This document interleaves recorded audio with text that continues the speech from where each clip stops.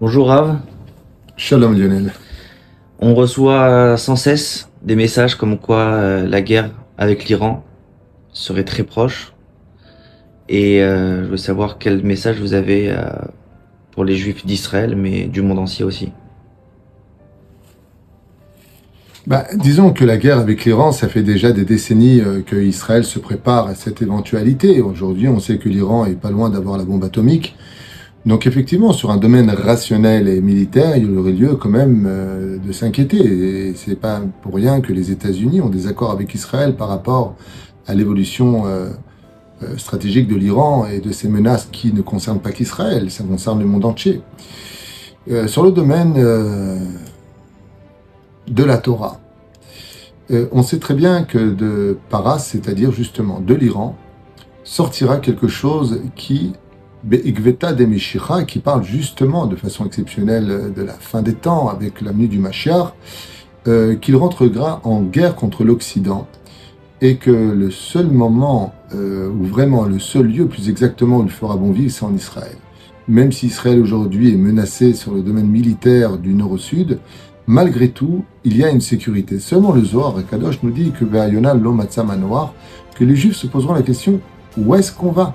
Où est-ce qu'on va poser les pieds? Eh bien, la réponse est simple. Qu'est-ce qu'on doit faire à la fin des temps pour justement éviter de vivre la guerre de Gog ou Magog, cette fameuse guerre de la fin des temps, comme le dit la Gemara, ou même dans Daniel, quand tu verras que les nations du monde commenceront à se faire les dents les uns les autres, attends-toi à la venue du Mashiach. Donc l'année où ça devrait arriver, c'est une année où chaque pays commencera à menacer l'autre pays. Et c'est un peu ce qu'on est en train de vivre aujourd'hui. Donc qu'est-ce qu'on doit faire? La Torah nous dit, il y a Sokba Torah Bigmulut Rasadim. On comprend pourquoi aujourd'hui les forces du mal veulent sortir les Bachou Yeshivot, puisque à la place du poisson d'avril, le 1er avril, au lieu d'avoir une bonne blague, on a eu tout simplement la pire des blagues. Retirer les subventions des Yeshivot et des Kolélim de personnes qui ne feraient pas l'armée. Donc vraiment, on lutte aujourd'hui contre cette force spirituelle non acceptée des intellectuels qu'est la force de la Torah. Et pourtant, la Gemara nous dit, si tu veux être sauvé à la fin des temps, eh bien, il faudrait que tu étudies la Torah et que tu fasses du bien autour de toi. Donc, Bezrat Hashem, si j'ai des conseils à donner, c'est de devenir tout simplement meilleur dans nos midotes et de comprendre que face à la bombe atomique, on n'a pas besoin de soldats, ce n'est pas la quantité qui définira la qualité du combat, mais justement, la Torah et les mitzvot, le mérite que nous avons de vivre sur la terre d'Israël. Donc moi, je conseille beaucoup plus d'unité, d'ardoute, de paix entre nous. Et puis Bezrat Hashem, sur le domaine stratégique, il est évident qu'on doit se protéger, de faire certainement des courses, des provisions. Voilà, il y a le côté...